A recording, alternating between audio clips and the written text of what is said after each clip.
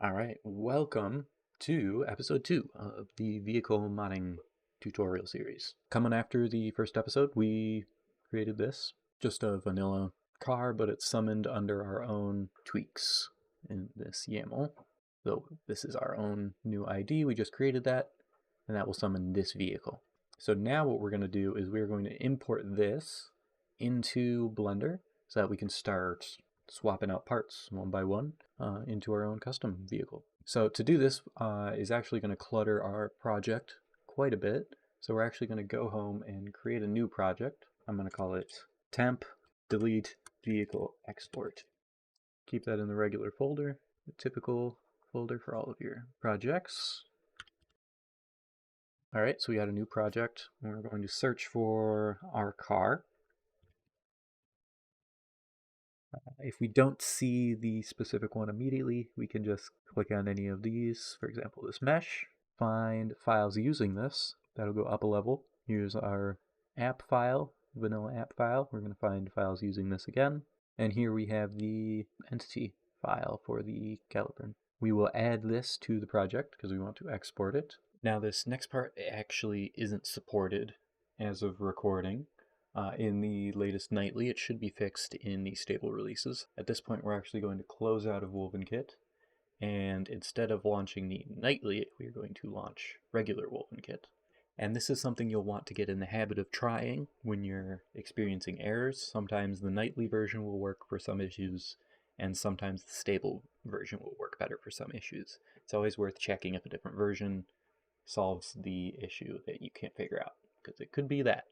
So now in the stable release of Wolvenkit, we are going to open up the same project. Under the tools, we're going to go to script manager and we're going to look for export vehicle ent. And we'll hit the big run button there. We can exit out of the script manager. A bunch of files should start showing up in our project explorer as it searches for and finds all the files related to that entity. Once Wolvenkit seems to have processed everything, should see a lot of meshes, converted files and whatnot. And now we are going to find this ent JSON file. So the ent will be converted to a JSON, and we're going to open that in Explorer so that we know where it is. Here you can see it's under this source, raw, base, vehicles, sport folder. So now we can go into Blender. We're going to open up a fresh scene, nice empty scene, and we're going to File, Import, and hit Cyberpunk Entity JSON.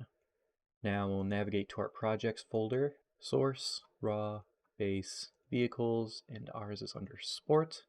And here's that ent JSON file. We'll go ahead and hit import ent from JSON. Give it a moment. And there we go. Here is the vehicle in Blender. We can actually even use some of the animations of the vehicle are available in Blender. Now would be a good time to explain how the structure of your vehicle model will work. So as you'll see in our project outline in Blender, you'll see all of the different meshes, sub-meshes, that are used in the Caliburn. It's quite a lot of files here. But they are grouped together into these collections automatically. So this would be the body collection. We can actually, if we want to minimize all of these, make it a little easier to view. Each one of these collections is a separate mesh file in Cyberpunk. So if we go ahead and just disable the visibility on everything except for the body, this is going to be the frame of the car, the actual body. And you'll see if we expand this, it consists of 13 submeshes. So the way that these meshes work in Cyberpunk, each submesh is going to have a different material. The general idea is one submesh is equivalent to one texture. So all of these separate submeshes all work together to create the body. This will be imported as one mesh file into Cyberpunk. And then in the mesh options in Wolvenkit, we will actually be setting each submesh to a different texture, a different material. So you'll need to have an understanding of how these work a little bit so that we can modify our custom model So we'll fit it to the same project structure. So we can use this as a guide to see what parts of the vehicle we're going to separate different chunks of our 3D model into. So you'll see the body. This covers like the main frame of the car, the body work. We go down the list. So you have the body. This makes up the frame, the main paint, some stickers and decals that go on it as well. Or the suspension will be on this. This one will be a little special, and we'll get to that later. These actually will morph from the actual turning of the vehicle. So these are not separate pieces. This is all one object, one submesh, but the game will actually morph the brake rotor here when the vehicle turns left and right. These are our front window, body lights. These are going to be the tail lights in this case. With this vehicle, it's the tail lights. Your vehicle might have the lights organized in different categories. The actual engine model, fuel cap, the rear bumper, front bumper, and you'll get an idea of what categories are needed here. So bumpers, doors, windows, each separated by what side they are, front or back door, front or back window, left or right window, left or right door, trunk, hood, front bumper, back bumper. Tires and wheels are typically, you only have to define a back left wheel, a back left tire, and a front left wheel and a front left tire. Typically.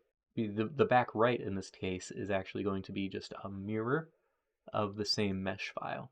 So you'll see these are still named back left, BL for back left, and then it's just positioned separately. The car's interior details, and again, you might find a lot more or less in this list. It's easiest if you have a vehicle that has all the same requirements as you need. It's unlikely it'll be perfect and have everything you need, but it'll make it easy for a starting point. We can always add in new components later if needed, but it is a bit of a pain to do that. Now that we have our vanilla vehicle imported into Blender, we're going to import our custom vehicle. First, we're going to actually create a new collection here, just to keep everything separated. So this will be our vanilla. We can always reference that later and come back to it. And we're going to click on this new collection. Then we'll go to File and Import. And you can import whatever your model is. Mine is an object file. All right, and as you can see, it is facing the opposite direction. So what we can do, we can select all of the objects in that collection. We're going to go to Rotate, find the lower axis, physically rotate it around, and you'll see in the top left an indicator of how far you've rotated it. So I want it to be completely flipped 180, so we'll move it close manually, then hold Shift, and you'll be able to do a more precise turn. Let go of that, and now the vehicle is facing the right direction. Next thing we need to do is lower the vehicle. As you can see, it's kind of floating over where the ground would be relative to where Cyberpunk expects it. So this time we'll use the Move tool, and we're going to actually click on the X here to give us a schematic view on the side, and we're just going to lower this entire thing right about to there. So next, we are going to try and recreate the same folder structure as we have in the vanilla car. First, we're going to hide the vanilla vehicle. Then now we are going to click on each of these. You'll see it highlights in the viewer. The antenna here is orange. If we go to the next, this is the tire down here. So I'm just going to go through these one by one and figure out what component they should be. First things, I'm not sure where to put this antenna. So we're going to create a new one, a new collection here. I'm just going to call this miscellaneous. And for now, that will go in there. To make it easy on ourselves, I'm going to collapse that, and we're going to temporarily make that invisible. So it will no longer show up in the viewer, and we'll see progress of our organization as we go here. Here's the tire. These are all tires, looks like, 4 tires. So we're going to create a new collection. I'm going to call this one, we'll call it wheels for now, and just put all of our wheel models into that collection. We'll have to separate these later to get more specific for the models, but we're not doing wheels yet. So we'll deal with the wheels once we get to that part of the guide.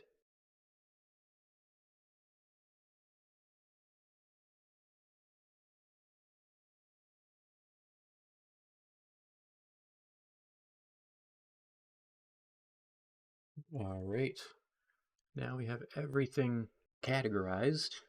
It is also preferred if inside of each mesh collection, all of the submeshes are categorized by the material that they are. For example, we make this all invisible except for the body.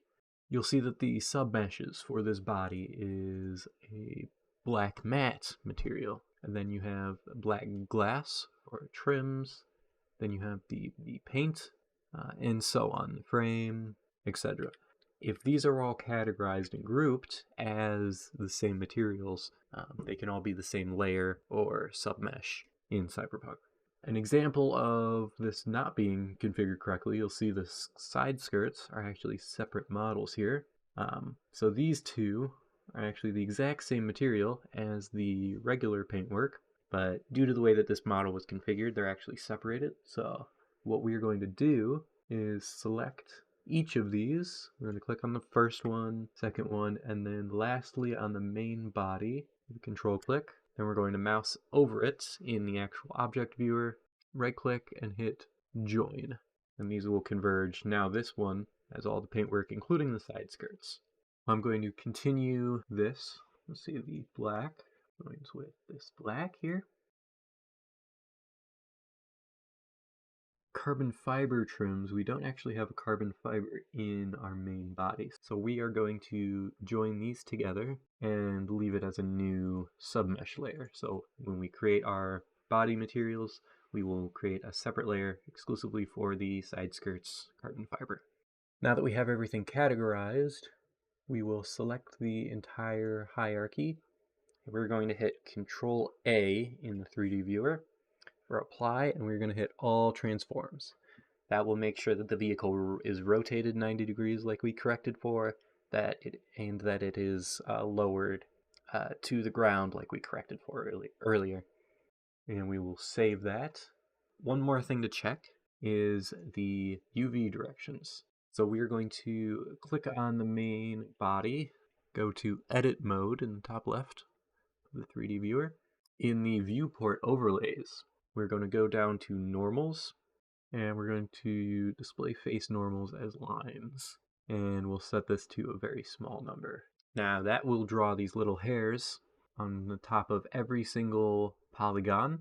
However, you'll notice that while there are lines on these down here that are facing towards us, these on the door here do not have lines sticking out of them. That is telling us that the mesh faces are facing outwards here, which is good. We want those to be facing outwards. If they're facing inwards, we won't actually be able to see them when viewing them from the outside of the car. Now we're going to actually try to export this. At this point, it's very early. There's probably going to be a lot of changes we still have to make, but we're going to export this into a 3D file that we will import into Wolvenkit. To export from Blender, we're going to select all of the files in this particular mesh. Make sure all of them are selected. That's important for the submesh layers to work. We're going to go to File, Export, go to Export Selection for GLB for Cyberpunk. You can go ahead and save these wherever you want. I like to save mine in a 3D files folder. So here I will just name this Lexus LFA Body V01. Go ahead and hit Export for Cyberpunk. As long as there's no errors, we can now open that in Wolvenkit. So we want to add the body mesh files from the vanilla vehicle. We're going to find it by opening this app file. We're going to look in the appearances, open our main appearance, and open components. Near the top, there should be a body 01 or similar. Go down to the mesh value. We're going to go ahead and just add this to our mod. And if we click on this, we will actually see it in the file information preview. This is the exact same file as we have in Blender that we imported. If we open up this one, we make everything invisible except for the body. You will see this is the same model that it is now previewing in Wolvenkit. So first we're going to rename this mesh for our vehicle. So we'll do that by right-clicking on it and hitting rename. You can also click on it and hit F2. And I will name this Lexus LFA underscore body. Okay, now we want to move it to a custom path. We're going to open up our app file in Explorer here, and we're going to actually create a new folder, and we're going to call it meshes. Now it will show up here. in our Project Explorer, we'll go ahead and drag this newly renamed mesh.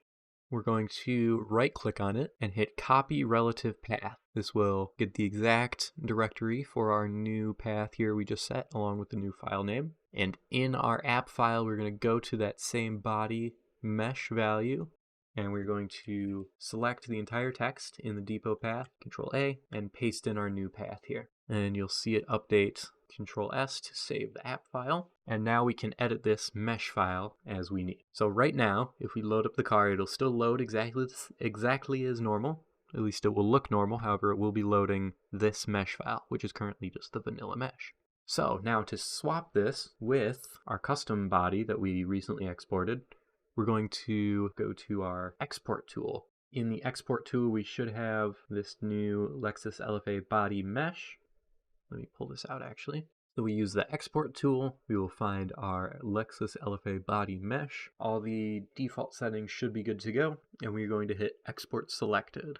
Now we should have a new file created in the raw directory in our Project Explorer. You should be able to find a GLB file along with a material JSON file.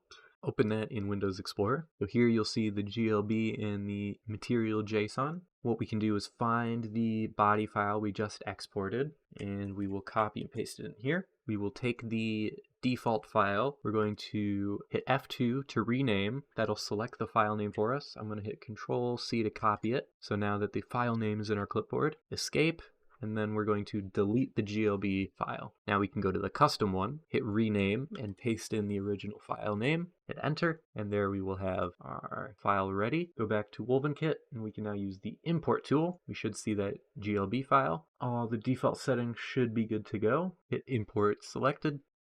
Now when we click on our body mesh, you'll see we have the Lexus LFA body. Now we need to correct the materials, so open up the body mesh file in Wolvenkit. We're going to open up appearances and default. We can just delete all of these other appearances. Delete them from the array buffer. Now we're going to open chunk materials. And this is going to be the list of materials that will be used for each submesh. So the first layer is set to exterior mask set. This is likely the paint color of the vehicle. Most vehicles have this. Light glass, decal stickers, logos, interior, etc.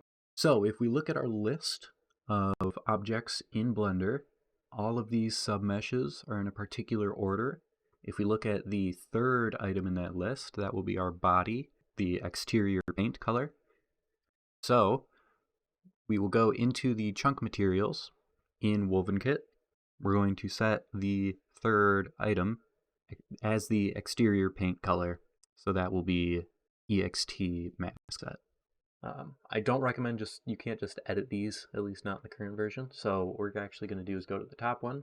I'm going to copy that value, go down to the third, paste it in. We'll hit save on that.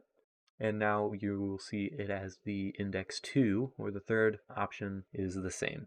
We want the third because it is the third in the list here in Blender. Okay, so now with that, we can give it a test and we'll see if it shows up in game.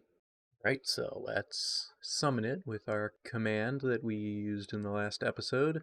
Game get vehicle system, your value. Go ahead and summon it in.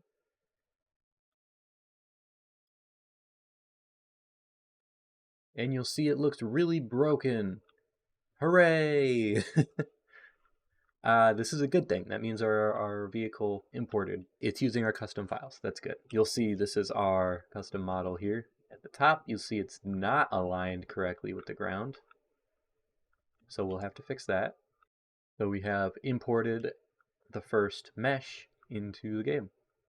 Now there's a very good reason the model showed up a little bit higher. That's because there is a rig adjustment. Rigs are equivalent to the armature of the vehicle. So in order to account for that, we're going to open up the ent file and we're going to look under components. And here we're looking for deformation rig. We're going to open that and then we will find a rig value here along with the full path to the rig. We're going to open this in a new tab. We don't want to add it to the project. So you'll want to look at the base which is the index 2 in bone names. Now we can go down to bone transforms, open up 2, and look at the translation values. You'll see that the Z is 0.41 or 0.409999999. So this is the adjustment value you want to make in Blender to account for this. So we are going to select the entire hierarchy of our vehicle. We're going to switch to the side view here, and we're going to move it directly down, and you can see how far we've moved it in the top left here. And then value, we're going to want to move it down 4.1. Once we get close, we can hold shift to do very small adjustments. Doesn't have to be perfect, but as close as you can manage. Okay, make sure you still have it selected, and then hit Control A and apply all transforms. Now we are going to export our body once again. Select it all, file, export, give it a new version number. This way we can always revert if we make a mistake. We're going to update the file here. And lastly, we will import it once again. And before we do this, I'm actually going to select the mesh in the Project Explorer. That'll pull it up in the file preview. And if we watch this as we import, we should see it move. So we'll select this and hit import with the default settings, and we should see this move. There we go. It's down by the 0.41 amount that we changed it. That's good. And we will install and launch one more time just to verify that it is in the correct position. Enter the command and summon the vehicle.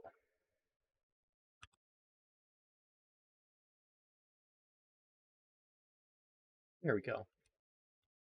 This looks equally as broken, but you'll notice that this interior panel here, this is the custom one, and it is now level with the ground. So this is good. This is good. So it is working. That is good. So now that the car is positioned correctly, we can go ahead and continue on with the rest of the model, which we will continue in the next episode. We'll start working on the bumpers and the doors and continue working through the whole car. But that's it for now. I will see you in the next episode.